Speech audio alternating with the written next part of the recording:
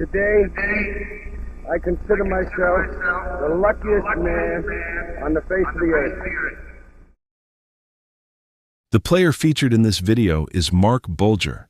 He is represented by a 2010 Topps Magic autographs, custom slabbed by Stats Grading. Before the Rams went through the quarterback carousel, before the rebuild years fully set in, St. Louis had a quarterback who quietly put up huge numbers and led some gritty, memorable wins. Today, we're diving into the story of Marc Bulger, the sixth-rounder who turned opportunity into Pro Bowls and big-time seasons. What's up, everyone? Welcome back. If you love NFL stories about under-the-radar stars, surprising breakouts, and careers defined by timing, toughness, and talent, you're in the right place. Marc Bulger didn't enter the league with first-round hype. He played college ball at West Virginia, developed into a productive quarterback, and then hit the NFL draft in 2000. When draft weekend ended, Bulger wasn't a headline. He was a sixth-round pick, the kind of selection that usually comes with one simple label: project. And early on, that label fit. He bounced around at first, drafted by the Saints, time with the Falcons, and then he lands with the Rams. On paper, it looked like a depth move. In reality, it put him right next to a quarterback room and an organization that could shape him. Bulger arrived while the Rams were still living in the shadow of that explosive offense people still talk about today.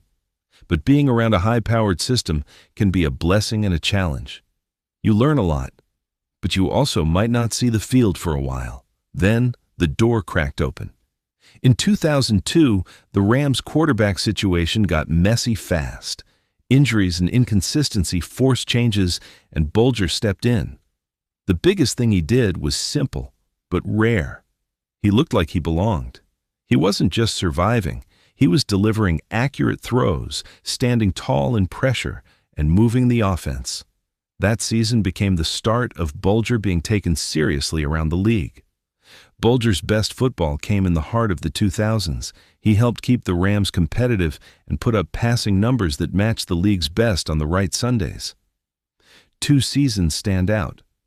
First, his 2003 season, when he earned a Pro Bowl nod and established himself as one of the NFL's most productive passers. Then, 2006, a year that might be the cleanest snapshot of Marc Bulger at full strength. That season, he threw for 4,301 yards with 24 touchdowns and only 8 interceptions.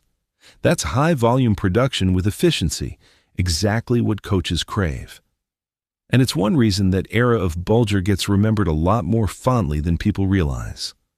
Bulger wasn't the flashiest quarterback in the league, but he had traits that matter: timing, touch, and the willingness to attack windows when the play demanded it. He could run an offense, distribute the ball, and put up numbers without needing everything to be perfect. And for a stretch, St. Louis was a team that needed exactly that. But the NFL is unforgiving. As the Rams shifted into roster turnover and rebuild territory, the margin for error shrank. Bulger also dealt with injuries that made it harder to stay consistently sharp and available. And once a team is rebuilding, a quarterback's life gets harder. Protection changes, weapons change, coordinators change, and suddenly you're playing from behind a lot. That's where Bulger's later years ended up. Less stability, more hits, and fewer of those everything-is-clicking Sundays that defined his peak. When you zoom out, Bulger's resume is stronger than many fans remember: 2 Pro Bowls, multiple high-yardage seasons, and over 22,000 passing yards in the NFL. He's also a reminder of how many great careers live just outside the Hall of Fame conversation.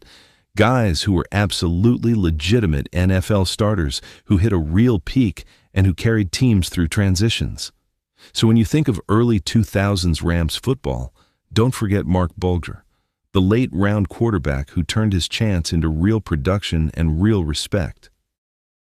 Did you know Marc Bulger was one of the quarterbacks drafted ahead of Tom Brady in the 2000 NFL Draft, a wild reminder of how unpredictable draft weekend can be.